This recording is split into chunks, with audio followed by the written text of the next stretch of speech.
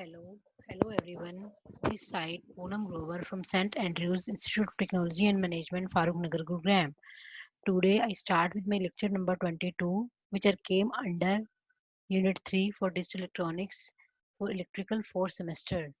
So today I cover the topic that is counter design, mode of counter and decade counter in detail. So what do you mean by counter? Counter is a basic phenomena through which we can count number of integer in the form of digital. So as per our analysis, as in my previous video, I study the concept of your registers. So by the use of registers, you can store the data either 3-bit, 4-bit or 5-bit and so on as per the number of flip-flops should be attached in cascade. As same as in counter, you can also done counting with the help of number of flip-flops should be connected in either in cascade. By the use of these phenomena, you can you can count the particular digit. So a type of counter can be boldly divided into synchronous and asynchronous type. In synchronous counter, flip-flop clocked at the same time. Means in synchronous counter, your all of the flip-flop should be connected with the same clock.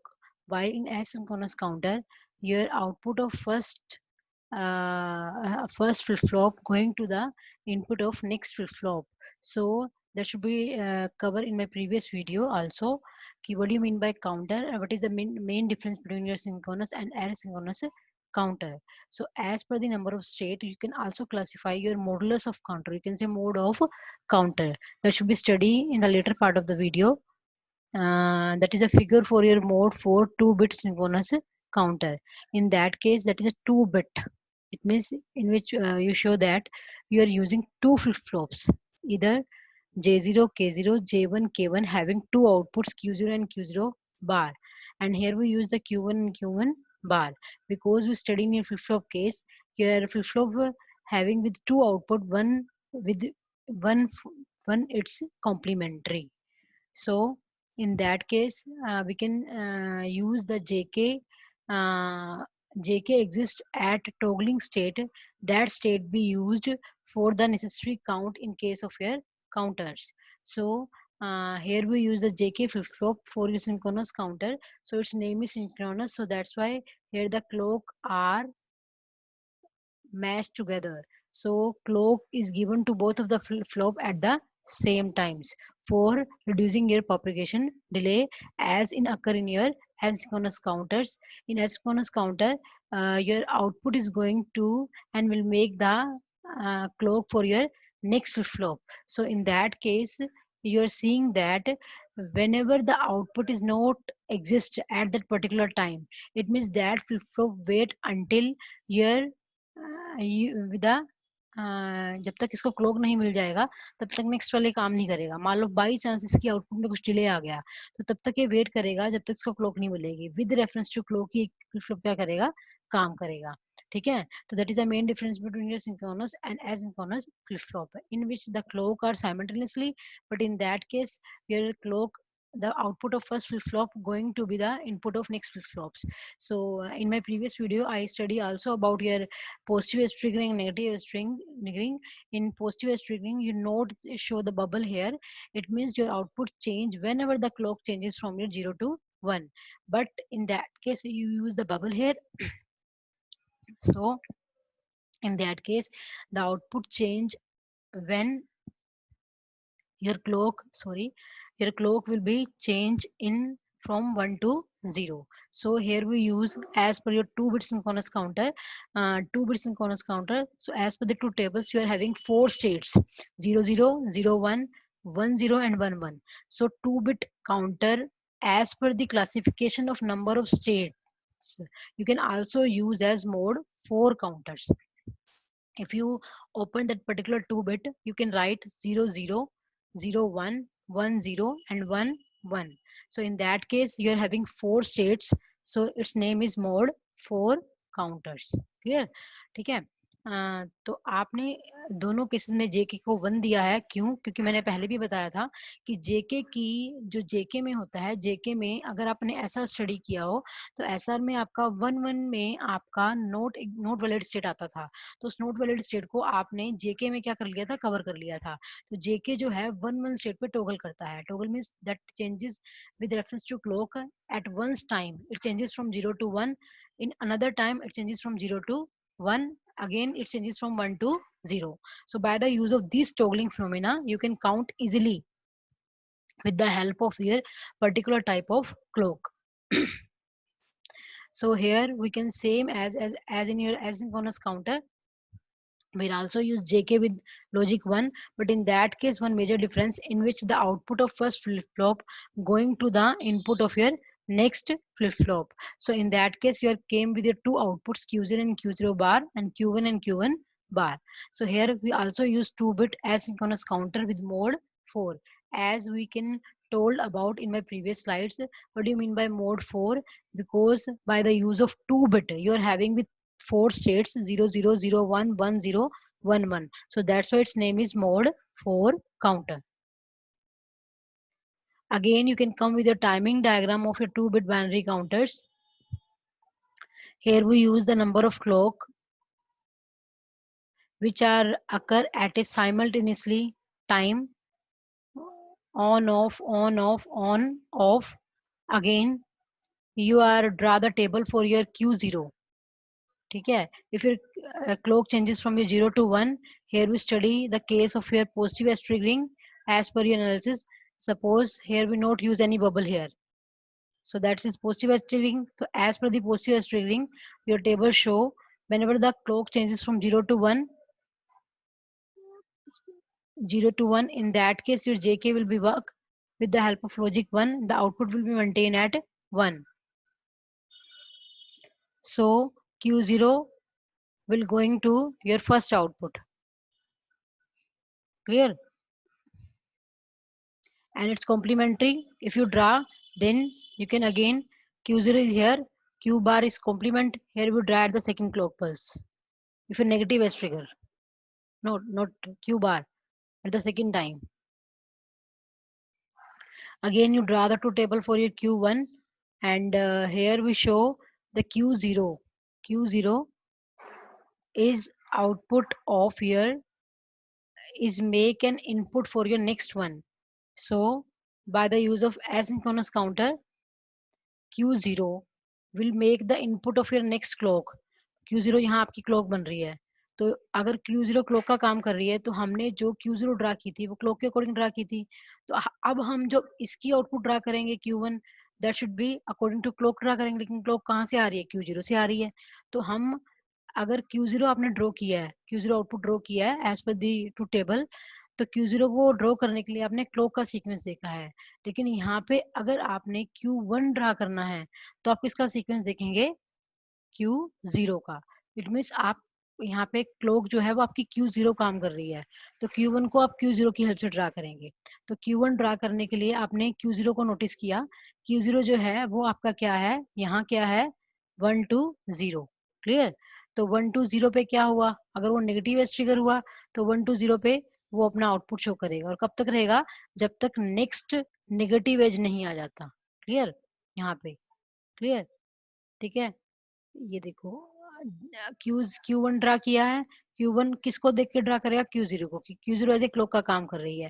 तो जब clock का first negative as आया वहां पे Q1 ने काम करना शुरू कर दिया, और Q1 कब तक काम करेगा, जब तक नेक्स्ट नेगेटिव एज नहीं आ जाता यहाँ। तो नेगेटिव एज यहाँ आया तो यहाँ तक वो क्या रहेगा, आपका ऑन रहेगा। क्लियर? इस केस के अंदर उसने थोड़ा सा यहाँ पे लाइक मिस्टेक की है। वो क्या की है, उसको यहाँ पे भी नेगेटिव एज ट्रिगर की फॉर्म में बताना चाहिए था। तो आपकी सीक्वेंस यहाँ से स्टार्ट होता है, यहाँ से, और कहाँ तक रहता है, यहाँ तक रहता। क्लियर? लेकिन उसने Q0 को पॉजिटिव के अकॉर्डिंग बता दिया और Q1 को नेगेटिव के अकॉर्डिंग बता दिया कि Q0 आपका पॉजिटिव एज ट्रिगर है और Q1 आपका नेगेटिव एज ट्रिगर है। क्लियर?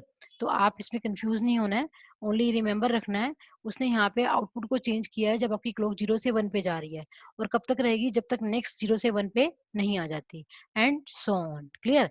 और Q1 को उसने as per the negative logic draw किया है, तो नेगेटिव लॉजिक अकॉर्डिंग जो Q0 है वो नेक्स्ट की क्लॉक बन रहा है, तो क्लॉक ये वाला Q0 एज ए क्लॉक का काम करेगा। तो उसने इसको देखा, इसको देखने के लिए उसने क्या नोटिस किया कि आपका जो यहाँ नेगेटिव एज जा रहा है वहां पे आपको Q1 मिलनी शुरू हो गई, और कब तक मिलेगी, जब तक आपका नेक्स्ट नेगेटिव एज नहीं आ जाता यहाँ तक। Clear, and so on. Clear. तो और Q2 जो होगा वो Q1 का उल्टा होगा, तो उसके अकॉर्डिंग ड्रा कर दिया उसने। So that is a figure for your 2-bit binary counter. That is also a bit binary counter, but in that case you can came under in glitches. What do you mean by glitches? That is glitches. We can say time delay. ठीक है। तो आपको कई बार 2 number के question counter के अंदर question आ सकता है कि what do you mean by glitch. That is a timing delay. कई बार क्या होता है कि कुछ वायर्स और फ्लिप फ्लॉप की स्टोरेज डिवाइस की वजह से कुछ पीरियड्स को हम काउंट नहीं कर सकते। क्लियर। तो उन पीरियड्स को वो एज ए टाइम डिले की फॉर्म में क्या करता है, शो करता है। क्लियर। ये जो था वो आपका आइडल था, और ये क्या आपका नॉन आइडल है। लेकिन इन डिले को हमने काफी हद तक सिंक्रोनस काउंटर में रिमूव करने की कोशिश की है। जैसे सपोज करो कि आपकी वेव फॉर्म यहाँ से स्टार्ट होनी चाहिए थी, वो कई बार कुछ टाइम पहले और कई बार कुछ टाइम बाद में स्टार्ट होती है, तो that should be count as an delay. So that delay will be overcame in case of your synchronous counter. Next come with your decade counter. What do you mean by decade counter?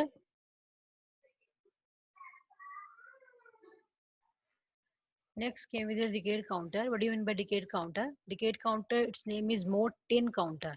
So that is a very important topic for you, in which at a 1 you can count 10 as a 1 2 4 8. So 1010, that will be the binary value for your mode 10. That depends upon either the count from your 0 to 1 or either from 1 to 10. According to that you can classify that particular bit. If you start the counting with your 0 to 9, it means 9 will be exist at 10th states. So that's why 1001 will behave as a mode 10 counter. But in case of your, if you count the value from your 1 to 10, then 10 will be existed at 1010 states. Clear. So as per the assumption you can be calculated, but in you can say that is a one major difference also count here. If you considering the value as an BCD, so 9 will be occur at your 10th state, so that's why 1001 will be behave as an decade counter.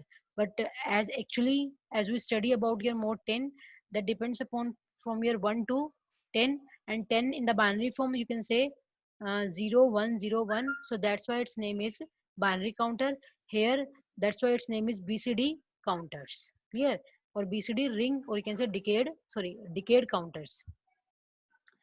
Next we come with the asynchronous counters. Asynchronous decade counters. So how you can draw mode 10 counters, and as we know here we show mode 10, and what number of flip flops how we can use in that case. In mode 10 you can आपको ये कैसे पता चलेगा कि आपने कितने flip flop use करने हैं। तो आप मोड 10 को के लिए आप टू पावर अगर 3 करते हैं तो आपके 3 फ्लिप फ्लॉप यूज होते हैं, लेकिन अगर आप टू पावर 4 करेंगे तो नंबर ऑफ स्टेट आपकी 16 आएंगी, वी कैन से 15 आएंगी। लेकिन क्या होगा उसके अंदर आपकी मोड 10 के अंदर मोड 10 के अंदर आपका जो 10 है वो 8 में तो कवर हो नहीं सकता है, तो वो 16 वाले में कवर होगा। तो 16 वाले में कवर करने के लिए हमें 4 फ्लिप फ्लॉप यूज करने पड़ेंगे। ठीक है। जे के एंड जे के हेयर्स। ठीक है। इन सभी को मैंने लॉजिक 1 पे अप्लाई किया हुआ है। ठीक है। Here from JK at 1, JK at 1, JK at 1, JK at 1, and the 4 output is QA, QB, QC and QD. Clear. ठीक है। अब इसमें एक की आउटपुट क्या बन रही है, नेक्स्ट की क्लॉक बन रही है। तो फिगर को देखने से पता चल रहा है कि आपका कौन सा काउंटर है, that is asynchronous. Decade counter क्यों बोला है कि ये 10 तक काउंट करेगा, 10 तक के बाय अपने आप 10 के बाद जो आपकी 11 वैल्यू आएगी उसको वो 0 कर देगा, और दोबारा से फिर अगर करना है तो दोबारा से आपको क्लॉक फिर देना पड़ेगा। ठीक है जी। तो हमने इस फिगर के अंदर 10 तक काउंट करवाने के लिए हमने 4 यूज किए हैं, तो एक्चुअल में 15 तक काउंट करेगा। लेकिन उस 15 की स्टेट्स को 10 तक स्टॉप करने के लिए आप क्या करोगे, उसने क्या किया है यहाँ से देखा जाए तो ये क्यू है, तो ये 1 होगा। जैसे मान लो उसने फर्स्ट क्लॉक पल्स पे काउंट करना स्टार्ट किया, तो फर्स्ट क्लॉक पल्स पे क्या हुआ, क्या होगा आपका 0001, नेक्स्ट पे 0010। वो डिपेंड करता है कि आप एलएसबी किस तरफ एज्यूम कर रहे हैं और एमएसबी किस तरफ एज्यूम कर रहे हैं। तो जब वो 000 तक से लेकर 11 तक काउंट करता हुआ लास्ट इज सॉरी नोट 000 से लेकर 1010 तक आएगा, लाइक 10 तक आएगा, तो क्या करेगा 10 के बाद उसको 11 पे 0 करना है। 11 पे 0 करने के लिए 10 के लिए आप क्या लिखोगे 1010 यहाँ स्टोर होगा। क्लियर है। अगर आप ये नोट गेट नहीं लगाते तो नेक्स्ट स्टेट क्या आ जाएगी आपकी 1010 के बाद 1011।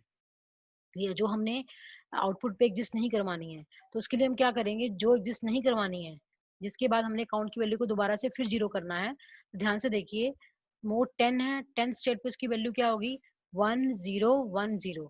तो 1 किस किस के ऊपर आया है, एक तो क्यू ए के ऊपर आया है 101, एक यहाँ आया है 1। Clear clear.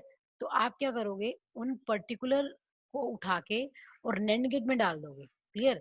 ये फिनोमेना मैंने इस फिगर के अकॉर्डिंग बीसीडी डिकेड काउंटर के लिए बताया है, लेकिन इसके अंदर क्या हुआ, इसने क्यूए को और क्यूडी को दिया है नैंड गेट को। क्लियर है।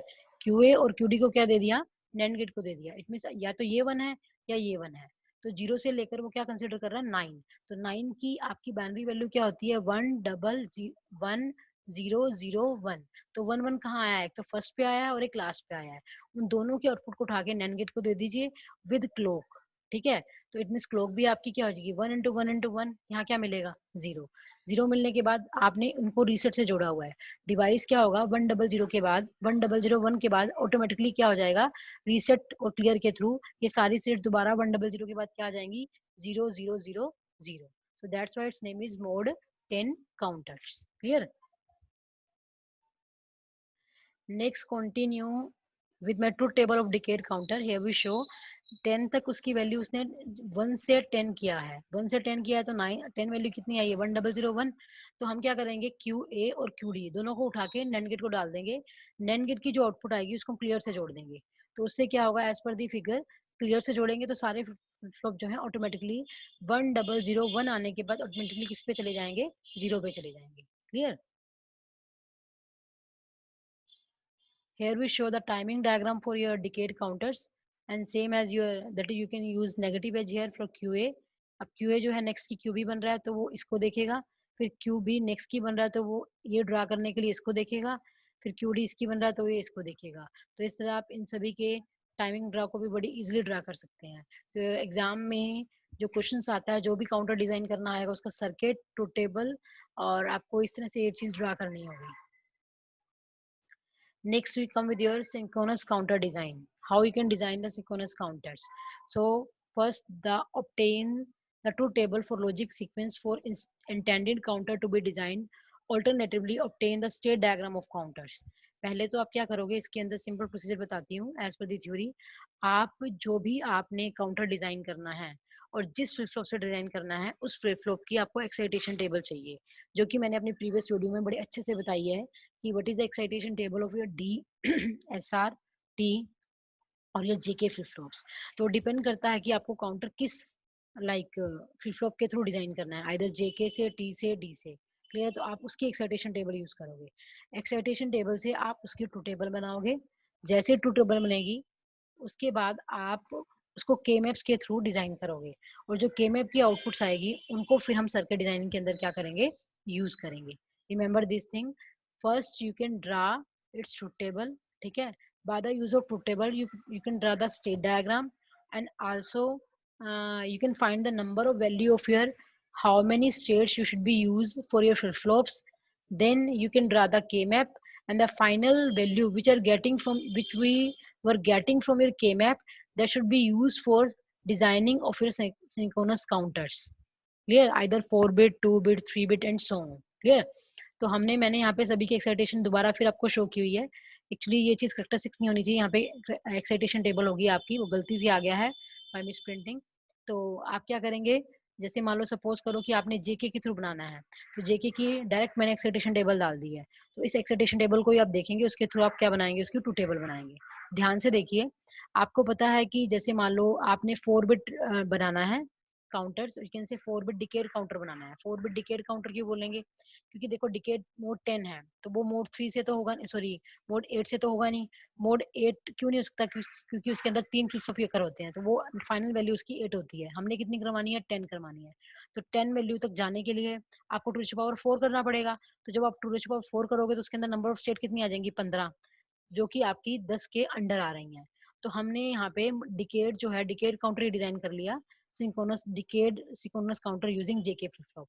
देखो ये डायग्राम बिल्कुल इजी है कि जब आपने फ्रॉम अप काउंटिंग करवानी है, आप कहाँ से चलोगे, 000 से लेकर लास्ट वैल्यू इसकी कितनी आ जाएगी, 10 तक, 1001।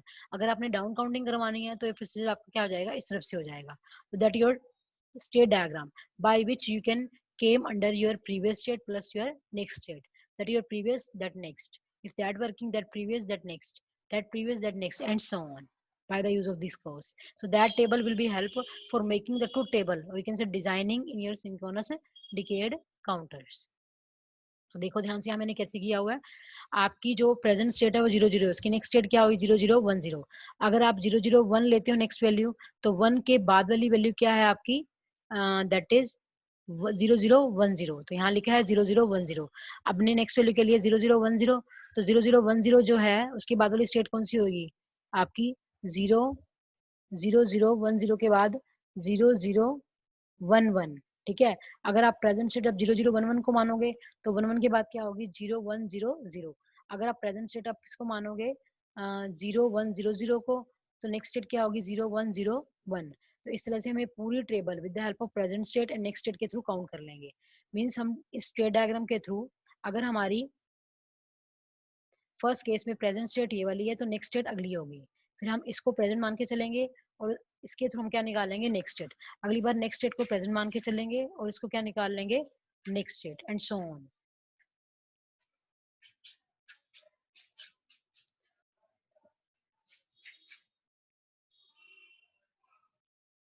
फिर इसके थ्रू हम क्या करेंगे, you can find the value for number of j3 k3 j2 k2 j1 k1 and j0 k0। ठीक है, so you can check how you can calculate that particular type of value।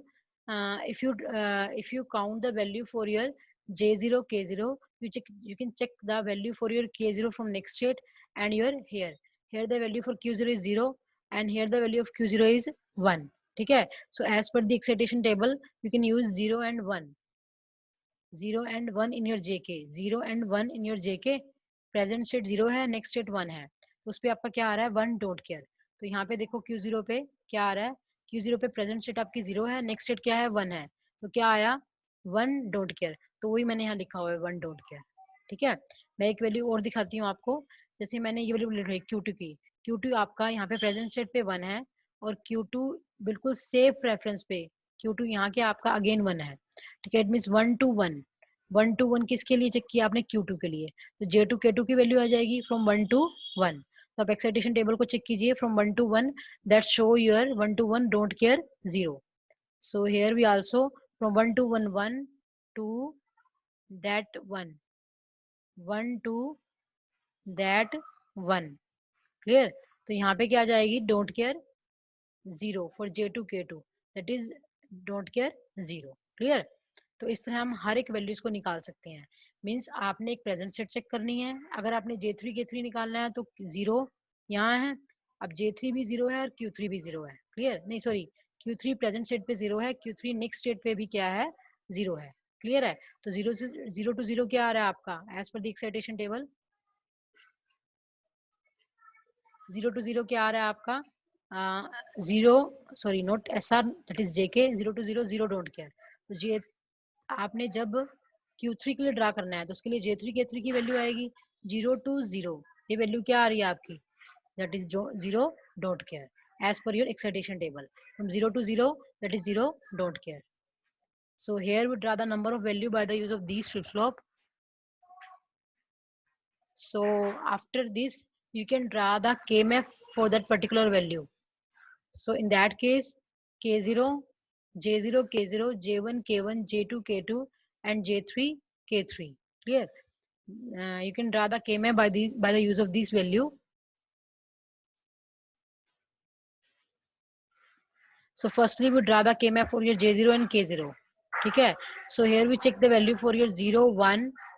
You can write here 0 1 2 3 4 5 6 7, and one by one you can put it into your K map.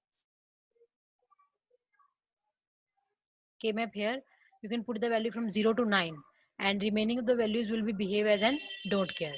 So by the use of number of pairing, you can find the value for your J0 and K0.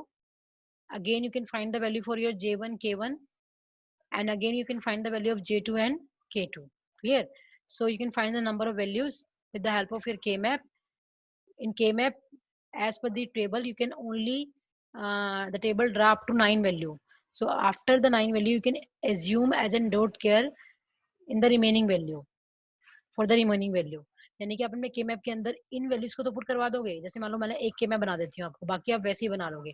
K0 के लिए बना रहे हैं, तो K0 आपका 0 पे don't care है, 1 पे 1 है, यानी कि ये क्या हो रहा है, don't care 1 don't care 1 don't care 1, इस तरह से चेंज हो रहा है. तो remember this thing for K0. तो K0 के लिए क्या आ रहा है, don't care 1 don't care 1, that is 0 1 2 3. Clear? Again don't care 1 don't care 1. Clear? Again last वाली पे don't care 1. उसके बाद वैल्यू एग्जिस्ट नहीं कर रही है ये वाली, तो इन वैल्यूज को मैंने क्या डाल दिया, as a don't care assume कर लिया इन अवर के मैप के अंदर. उसके अकॉर्डिंग मैंने इनकी पेयरिंग की, and you can find your final output for the same. And by the use of this phenomena you can find the value for your J0 K0, J1 K1, J2 K2, J3 K3. ठीक है. After this you can draw the circuit diagram. J0 K0 is equal to 1. So in your circuit diagram you can use J0 K0 is 1. ठीक है. Next आपने check करोगे J1 के लिए, आपका J1 क्या आ रहा है, Q3 बार Q0, और ये क्या आ रहा है, अगेन Q3 बार Q0. दोनों सेम वैल्यू से आ रहे हैं, Q3 bar Q0. So here we use the circuit diagram, Q3 bar Q0.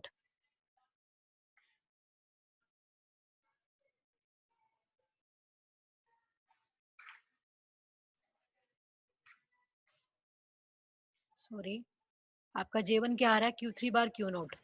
तो J1 की वैल्यू क्या आ रही है यहाँ पे, Q3 bar Q0, that is Q3 bar here, Q3 bar यहाँ से लेंगे. J1 क्या आ रहा है आपका, Q3 बार यहाँ से आ गया, इनटू में Q0 यहाँ से आ गया, तो आउटपुट यहाँ क्या मिलेगी, इनपुट क्या बनेगी, Q3 बार Q0 हेयर. तो यहाँ में मैंने उसके लिए क्या लगा दिया, एक एंड गेट लगा दिया. ठीक है. और आपका K1 भी सेम आ रहा है, तो K1 को भी सेम उसी से अटैच कर दिया. क्लियर? नेक्स्ट चेक कीजिए आपका J2 K2 के लिए.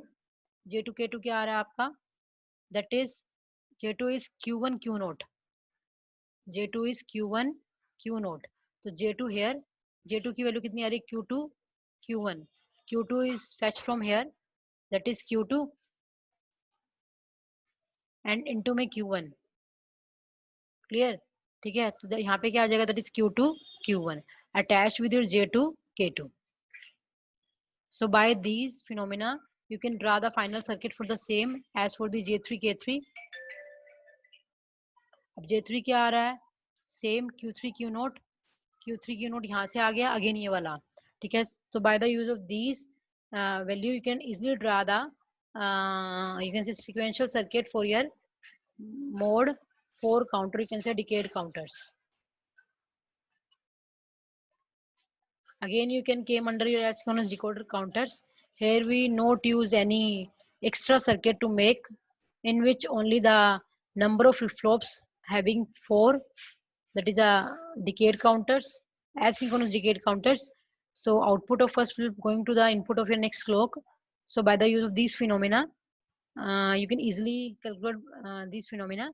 So here the Q3, that is 1,